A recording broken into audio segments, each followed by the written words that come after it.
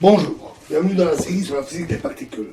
Donc passons maintenant à la partie annihilation, delta EA1, le premier ordre, qu'on avait donné, où le remplacement de grand P carré par 4m carré au dénominateur était justifié pour le calcul présent. Une nouvelle difficulté apparaît ici, puisque dans cette contribution, on rencontre implicitement une partie de renormalisation, la renormalisation de la charge du vertex, en incluant la fonction d'onde de Coulomb. C'est parfaitement clair quand on voit les diagrammes au second ordre, où on a la contribution à l'ordre le plus bas avec les interactions instantanées, mais aussi ici,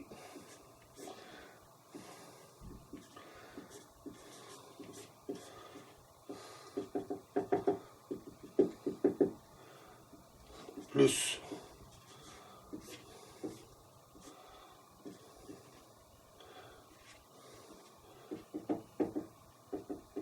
des contributions au second ordre avec des échanges de photons qui sont des termes du type VA D-1 VB plus VB D-1 VA. Et on doit faire attention à la manière de faire la soustraction à cause de la séparation non covariante du potentiel d'échange d'un seul photon. Pour restaurer la covariance de la procédure, il est nécessaire d'inclure les termes du second ordre donnés ici. Et cela a l'effet de compléter le propagateur du photon à sa forme covariante. En fait, il suit de l'approximation d'un propagateur de deux particules dans l'énergie de déplacement au second ordre que le potentiel VB agit immédiatement avant ou après le vertex d'annihilation. Bien sûr, la contribution dominante en alpha 4 est insensible à cet effet. Donc, on combine directement delta EA1 plus delta EAB plus BA au second ordre, ce qui donne une expression assez compliquée, moins alpha sur 4pi fois 2pi4m carré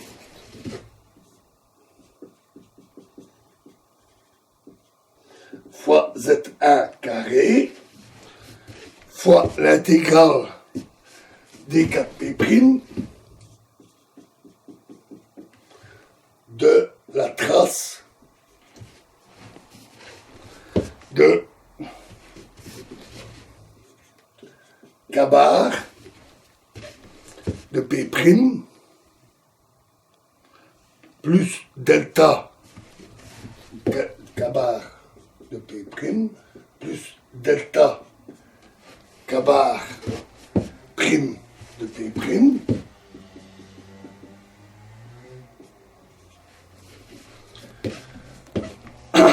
fois gamma mu C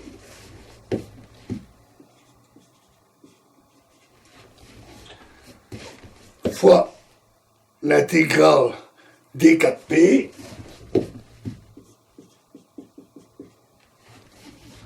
de la trace de C gamma mu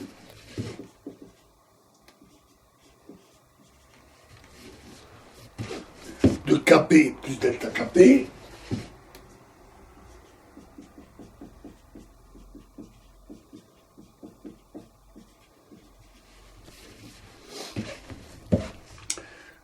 avec l'intégrale d4p de trace de C gamma mu Kp, C gamma mu Kp est égal à 4pi alpha m carré intégrale de d cube p sur oméga p carré vectoriel p carré plus m carré alpha carré demi au carré fois la trace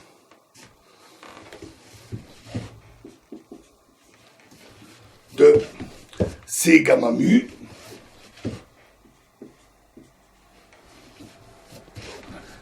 fois 1 plus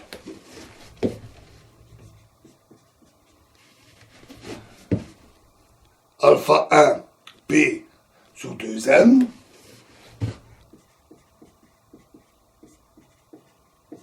fois 1 moins alpha 2 P sur 2M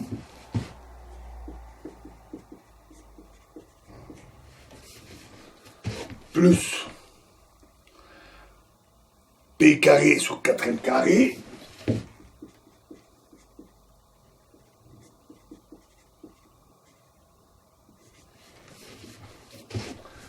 de phi 0 fois phi 0, pardon, et l'intégrale des 4P de trace de C gamma mu delta Kp est égal à 2i alpha intégrale d4p de trace de C gamma mu d-1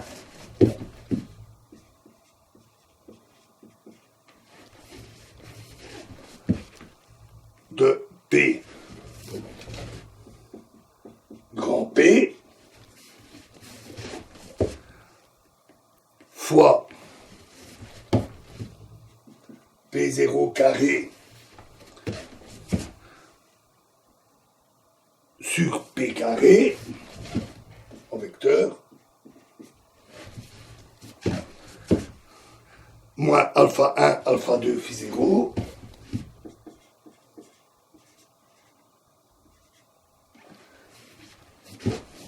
divisé par P carré,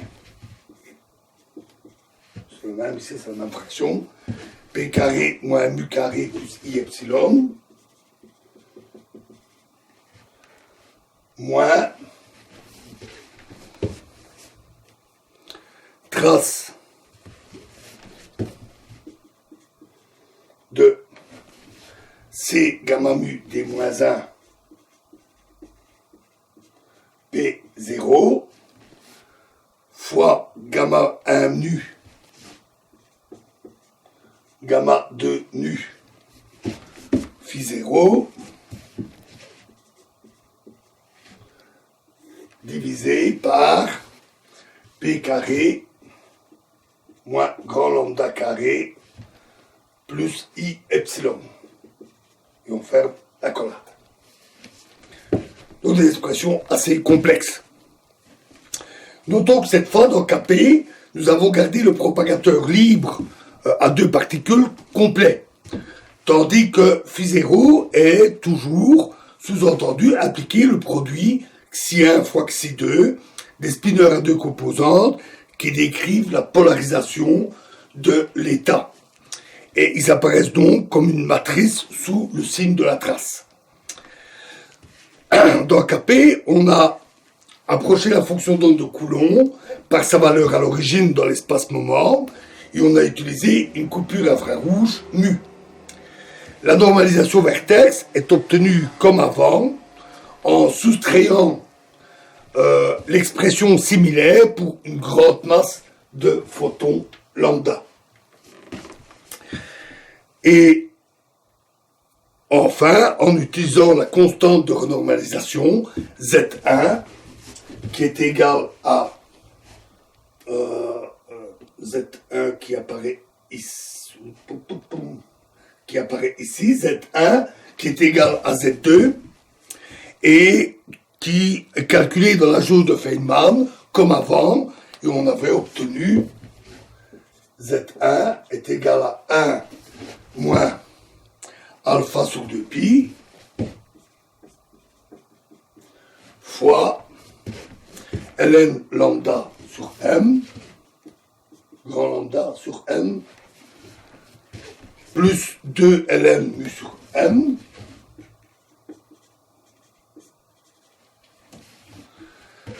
plus 9 quarts.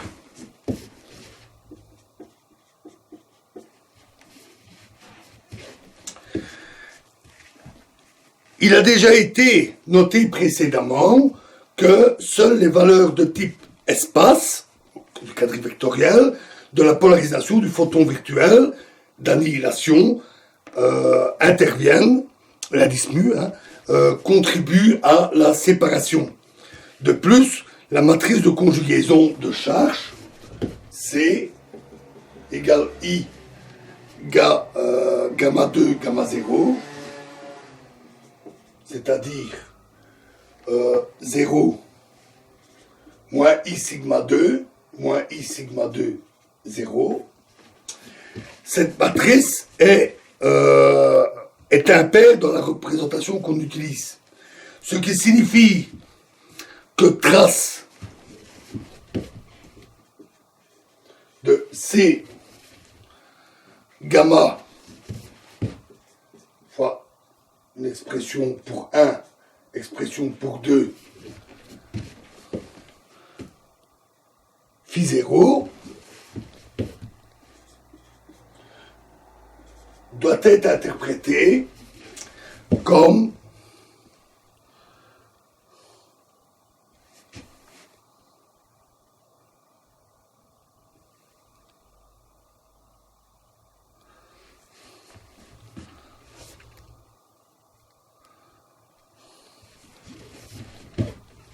zéro virgule xi2 croix fois moins I sigma 2,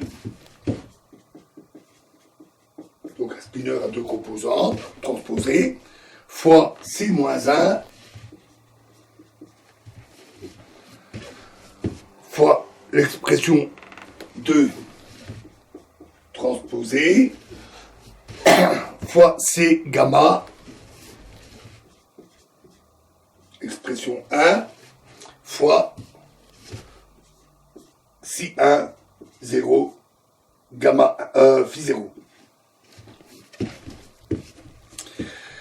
Alors, en utilisant cette remarque, on a tout en main, on a alors un calcul direct, que je ne vais pas développer ici, parce que bien que direct, il est très long et particulièrement pénible. C'est un calcul lourd.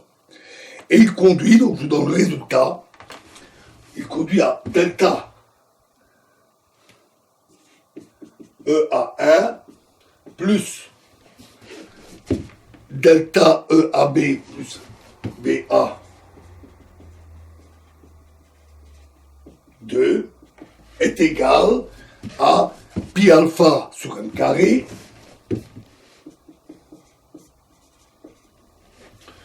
fois 1 moins 4 alpha sur pi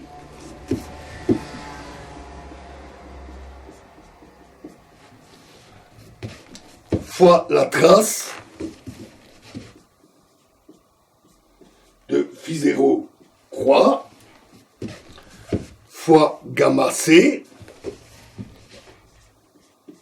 fois la trace de C gamma phi 0. Et ceci est égal à moins pi alpha sur m carré fois 1 moins 4 alpha sur pi fois xi1 croix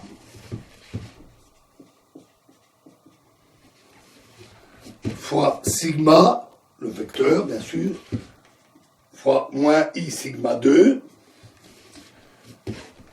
fois xi2 croix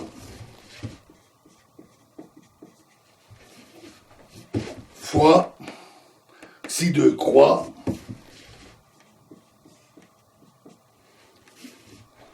fois moins I sigma 2 fois sigma xi 1 fois phi 0 carré. Et encore quelques calculs avec les spinners, et on trouve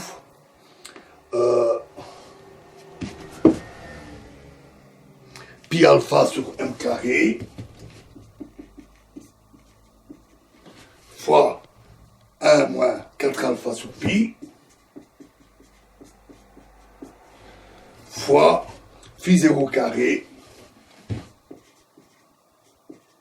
fois la moyenne de S, où S est le vecteur S carré, où S est le vecteur de spin total. Alors, cette expression doit encore être multipliée par 1 moins oméga bar de 4m carré. Ceci afin d'inclure la correction radiative due à la polarisation du vide, qui est de l'ordre de alpha.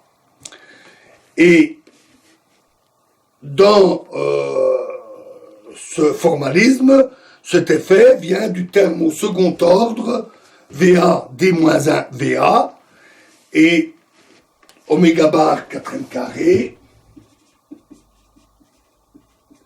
est alors égal à 8 alpha sur 9 pi.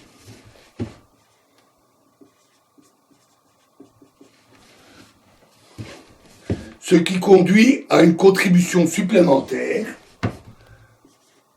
delta E de AA, puisque c'est la contribution VA D-1 VA, qui est égal à pi alpha sur m carré